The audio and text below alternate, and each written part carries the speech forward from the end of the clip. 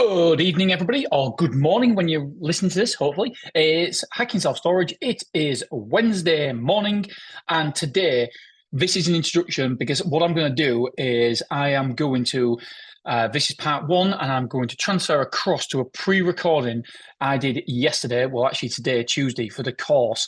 Don't worry, I'm not trying to sell you anything anymore because the doors are shut, but I found it really fascinating, the research I've done on it, and it's cash on cash return versus ROI, return on investment. And there's two types that, do you know what? These are almost kissing cousins. They're strongly related, but they're not the same.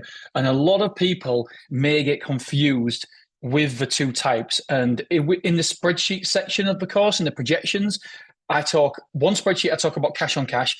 One spreadsheet, I talk about return on investment. And I just thought, hang about a minute, people, if I don't really tell you what the difference is, people might get confused. And I know we have got tons of people coming from commercial property, coming from HMOs, coming from traditional properties, coming into the course. So property people are coming at me for self-storage, and I love it. I absolutely love it. People are knowing how good a return it is. And so what I've done is, because obviously they know their numbers, the property people, do you know what? Property people probably, don't come after me, self-storage.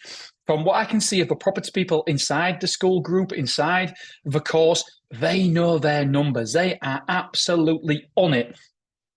And so if them guys are coming into the industry where a lot of people inside the industry, we don't really have our numbers dialed in. So we've got to beware. We have to improve as business owners because there are cleverer and cleverer people coming into the industry. And how do we protect ourselves against people coming in the industry and it getting more and more popular? Being a better business owner, being a better operator, understanding your numbers more. And so I think this is a vital training, understanding, and something, do you know what, I really, really enjoy doing. And I felt it wrong, not wrong, because obviously inside the course, there's loads of information inside. There's like 15 hours of me. Who wouldn't want 15 hours of me? Like I said, I'm not trying to sell you anything now. I just thought it was a great bit of content and I really, really enjoyed doing it. So without any further ado, I'm going to pass you over to me, the slides and me inside the course. And we're doing it as a podcast and also a LinkedIn video and a YouTube video because I think it's beneficial. And yeah, like I said, this is the sexy side of self-storage to me. The numbers. I love it. And I really enjoy doing it. So I thought, why not have it as the podcast for Wednesday morning? All right, my friends, I love you. I appreciate you. And here is the cock versus row. Roy. COC versus ROI. Cash on cash return versus Roy. Row. Anyway, there it is. There's the training. Love you. Appreciate you. See you on Thursday. All right, time to get excited, my friends. This is the third time I've recorded this. It's messed up and hopefully third time lucky. But do you know what? I'm going to bring the energy. I'm going to bring the passion because this is the sexy side of self-storage. I love talking about this. We're talking cock versus raw. It was funnier when I said it the second time, I've got to say it. Anyway, cash on cash return, I always put it like that. I don't know why. I just think it looks better versus return on investment. And now the reason I'm doing this video, this lesson, is because I've realized that in different spreadsheets, when we're talking about projections, I've talked about return on investment in some, I've talked about cash on cash return in others. And I just want to be crystal clear. What is the difference between both of these examples? Because there is a clear difference. They're related, but they are certainly not the same. And so when I talk about them, obviously if you was talking to me 7 years ago and all of a sudden you was talking about cash and cash return and return on investment, I'd be like, what the heck's the difference? And so I want to explain it to you guys in the easiest terminology I possibly can do. I've gone down the rabbit hole of making sure that I am talking sense, making sure that I am I understand this thoroughly myself because I know there is people from a property industry here, the commercial property, the non-commercial as well. And I know that if I don't get this right, you guys will kick my butt. So I've looked into it, I've gone down the rabbit hole, and you know what? I found it very, very interesting. Obviously, with the Americans self-storage, they talk about cap rate a lot, and I got onto a lot of American investment websites and talked about cap rate again, which was very, very interesting. But let's get back to subject, Dean. It's a very interesting. I love it. I think this is so sexy because this is a number side of it. Does the numbers work? Does the cash on cash work? Does the return on investment work? And how do these two correlate together? I think that's the right word, but we're going to run with it. We're just going to roll with it and hope for the best. Let's put that in the middle there. Look at that, perfectly in the middle. Right, let's get to slide number 2 then. And now I'm going to have to move myself again. Right, okay. Cash on cash return and return on investment are related, but they are not the same. Cash on cash return focuses on the return on the actual cash invested. ROI calculates the total return on the total investment, which may include loans used to finance the purchase of the property. So I'm going to read that again because I think it is very, very important. Cash on cash return focuses on the return on the actual cash invested. So the cash that comes out of your pocket, your piggy bank, then it focuses on that compared to the return. ROI, return on investment, calculates a total return on the total investment, which may include loans used to finance the purchase of the property. Now, a footnote here. I personally have never ever included interest rates in the return on investment. Now, I thought, wait a second, because I saw it on one website saying you should, and I'm like, whoa, I've never done that before. And I've presented to banks, I've presented to venture funds, I've presented to billionaires, and mastermind groups as well. Not once have I ever included interest in the return on investment. Now, in some of my spreadsheets, the ones where we purposely built ourselves, you will see that the return on investment, we can calculate it with interest or with, it's up to you, you can use it or not. But me personally, I don't do that. Now, some people may not. It's very much different when you look at it online. There's sites saying that they do, sites saying they don't. But me personally, I don't use that. I don't use. So, for example, we're talking about the interest rate to buy the containers or the interest on the mortgage. I'm not including that.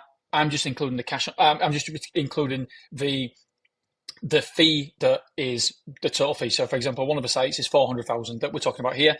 Then I'm just using the 400,000, right? And all these figures relate to the previous spreadsheet that we've just done. The last spreadsheet, it's going to be called, if we've moved the modules around a little bit, it's called MP spreadsheet. And the reason it's called MP is because this is a spreadsheet that Mark Prince has used to look at hundreds of self-storage facilities, and this is the spreadsheet that he used in his previous business, his previous line of work, and so that is a spreadsheet that he has brought to us.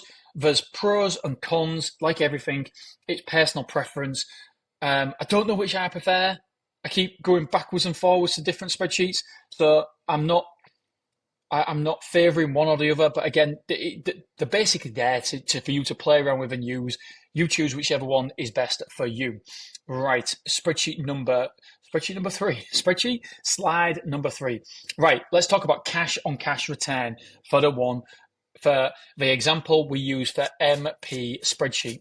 So it's 45,600 for capital expenses. The capital expenses do include on this one. I know it's not capital expenses, but for the purpose of cash on cash, I just want to try and be crystal clear. We do include solicitors' fees. And I know it's not a capital expense. It's a cost of doing business, I suppose. And so because of that, because it's actually coming out of my pocket, I've included it just to be totally transparent with everybody because I wanted to include it. And I know it's not capital expense, but we could have listed it differently, but it's included in there. Right, so that's 45,600. That's the gate, the solicitor's fees, the stamp duty, you name it, it's in. Right, 15,000-ish cash flow needed because we're in a cash flow deficit. So we're in a cash flow deficit for 8 months in this example. So month 9, we get to a cash flow positive position. So the total of those 8 months for deficit is just a touch over 15,000. So what we want to do, I've got to have to pay for this myself, and I'm going to have to pay for this myself. This means that it's nearly £61,000 coming out my own pocket. So now we need to see the NOI, net operating income, for the site. And by the way, we can get this figure down if we wanted to by getting asset finance on the gate. I chose not to because we didn't need the cash flow and it's very, very expensive borrowing for the gate. But if you're short of money, you certainly can get it down. And so please be aware. And do you remember we talked about the open for £20,000? You'll note that I'm talking about a different module now. So open for under £20,000, a self-storage site. I think that's one of the bonuses in this course 3.0. Now, the reason why we can do that is because you'll know that the cash flow needed, you'll see in the first 8 months that we're in a cash flow negative position and we get a cash flow positive position on month 9. What I teach in this, in that module, is we want at least 9 months rent-free. I have had it before where I've got 12 months rent-free, and therefore I'm in a great cash flow position because I'm cash flowing month 9, 10, and by the way, just so you know, this is an example. You might not cash flow month 9, month 10, month 11. You might not even cash flow month 14. It just depends on your projections. So please bear in mind that every site is different. So for the purposes of this site, we will need to input £61,000. And like I say, just because we need to input this much money on this one, it doesn't mean it's going to be the same on all ones. And by the way, if you are borrowing the extra money, remember that will affect your cash flow position because it may mean that because you're repaying the principal loan back of the gate, it may mean that it'll affect your cash flow. Month 9, you may well not be cash flow. In this example, you may not be cash flow positive because you're paying back you're paying back the loan and the interest. So therefore, this will be less, but this will be more. So one impacts the other. Right. Slide 4, cash on cash return again. Net operating income in the next 12 months after we're cash flow positive. So as soon as we're cash flow positive, month 9, 12 months from then, we're net operating income. So that's the income versus the expenses is 29,222. I'll say it again. It's the income we generate. It's the rent and the rent and the insurance and any auxiliary items that you do sell, like boxes, moving in fee, anything like that. Any income you get minus expenses, and that is 29,222 in the next 12 months. Right. So what we do now is we divide the NOI, 29,222 divided by 60,906. That means it's a cock. Silly word.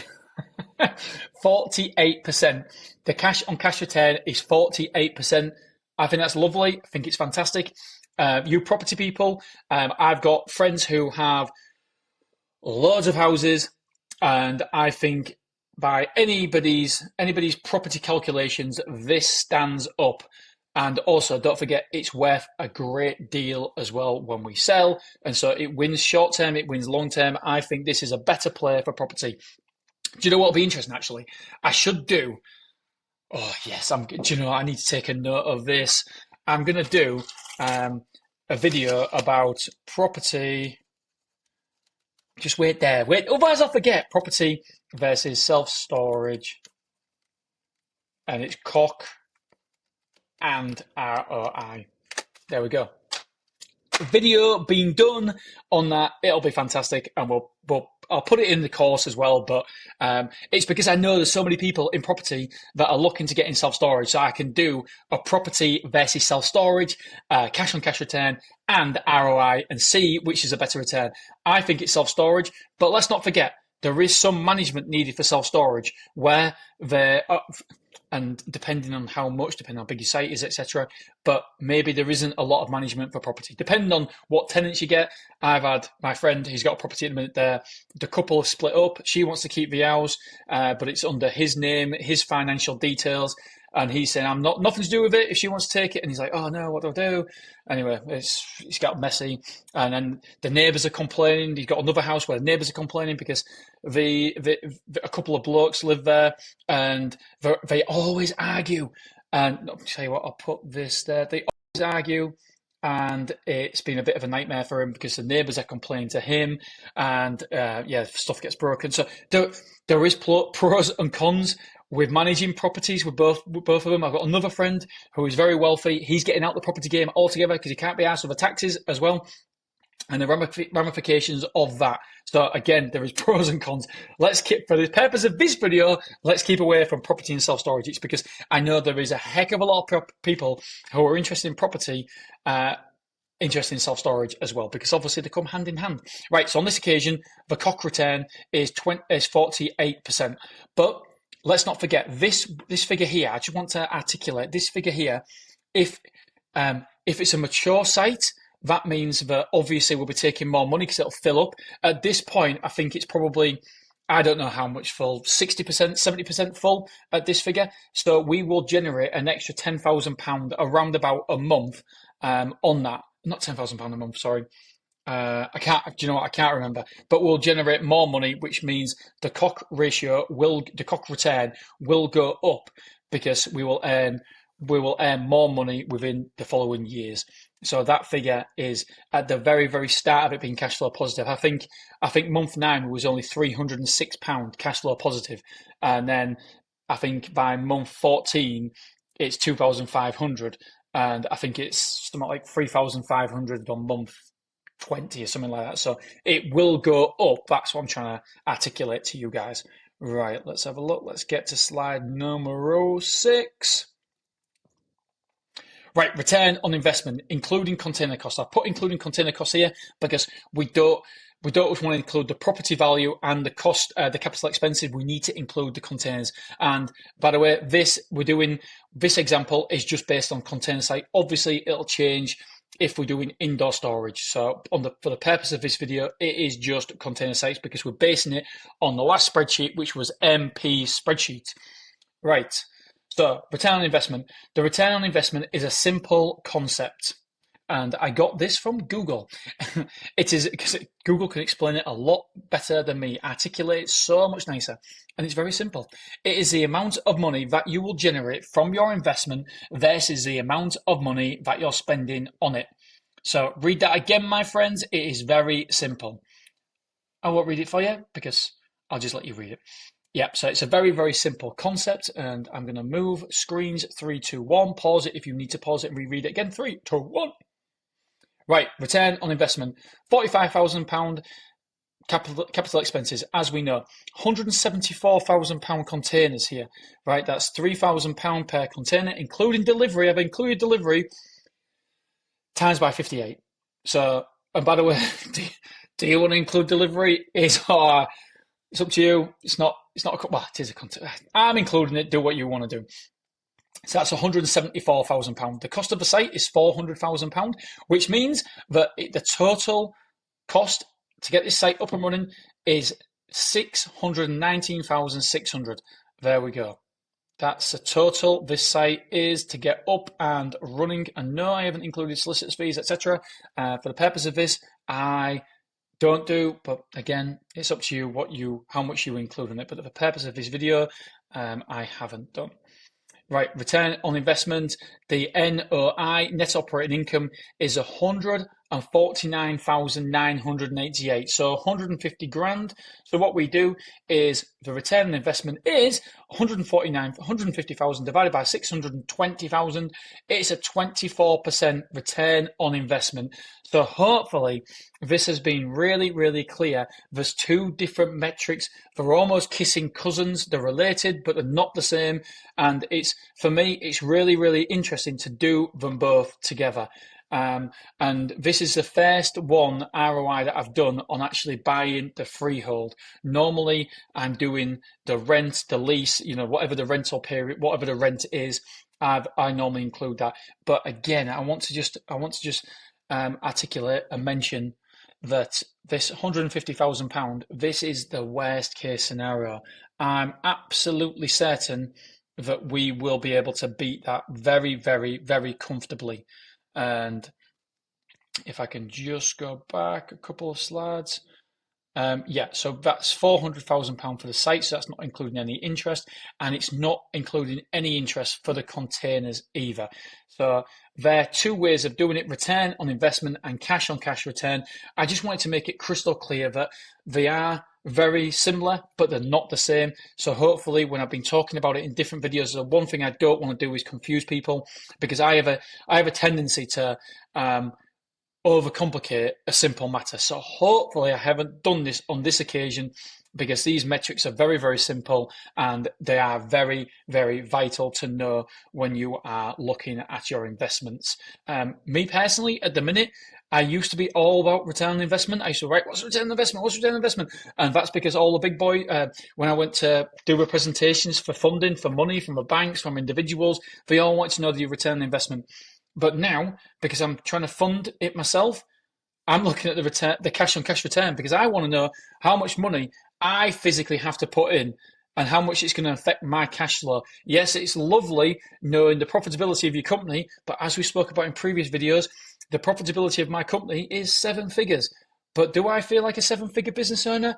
Hell no. Why? Because it all goes out in repayments of loans. So all I'm interested in, as me growing like I'm growing, is my capital position. What is my cash flow?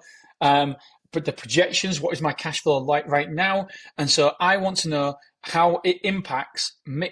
And by the way, maybe I'm wrong, maybe I'm right. But for me personally, in my stage of my development, my career, the biggest thing I'm interested in is the impact on cash flow. So I want to know what is the impact on cash flow before we start getting into a cash flow position. The return on investment, lovely to know, absolutely lovely. But if I don't get the cash flow right, you can die. You can kill a business. That's why it's so important not to overtrade, and it's so important to know these numbers. If I don't know the numbers for my cash flow, then the cash flow projections are a lot of rubbish, and yeah, I could be in a lot of trouble. So for me, in my time that I'm looking at right now, because I'm not looking at trying to get outside money, external money, I'm not looking at the banks, I'm not looking at anything else. I don't have to impress anybody by the return on investment. The only thing I'm worried about for me is the cash on cash return. How much money I've got to physically take out of my bank, my piggy bank, and put in to this investment. And like I said, I'd rather overestimate than underestimate every day of the week, because I've done it before where I thought, yeah, that'll be all right. Yeah, I'll probably be able to get that for £2,000, not £3,000. Yeah, that probably do that for £6,000, not the 7 or 8,000. And before you know it, you're like, oh shit, I'm £10,000 light. Where the hell am I going to find this £10,000 from? So we're going to be very, very aware that we don't emotionally make decisions, incorrect decisions based on what we want the figures to be, and we've got to see what the figures for what they are. And it's so easy to fall in the trap of, yeah, I can get it for that. Yeah, I'll make that. Yeah, if I push the price up there, I can do that. My dad always used to tell me that when he went to the bank manager, he used to just like increase. He was selling caravans and stuff. He had a caravan site, and so he used to increase the projections here and there. He goes, do you know what? I didn't think we'd do it, but it looked better for the bank manager. That's great, but it doesn't look better for that. If you can do that if you're impressing an external source where it doesn't really, it's not relying on it being correct for your cash flow position, if you know what I mean. The last thing you want to do is lie to yourself when you're talking about cash flow, because I've been in a position where, holy shit, I've got a £60,000 bill in 14 days and I've got no way of paying it. What am I going to do? And so we do not want to be in that position, because I promise you, going to pub and drinking some pints is not the answer. But that's what I did. And I'm like, what do I do? And so you've got to be very, very, I'm just gabbling now, but please be mindful when you do your projections that we don't underestimate our expenses, and we don't overestimate the amount of revenue we will take, because it's so easily done. If we do them, if we underestimate expenses and overestimate revenue, guess what? You are in a world of trouble, because them two so far apart, and we don't want to be in that position. So we've got to be realistic. So please be realistic. Don't make the same mistakes I did when I opened my second site, because honestly, It was bloody stressful, and I don't want you to make the same mistake as I make. Right, hope you enjoyed this presentation. I will speak to you guys later. Thank you very much for watching it, and yeah, on to the next module.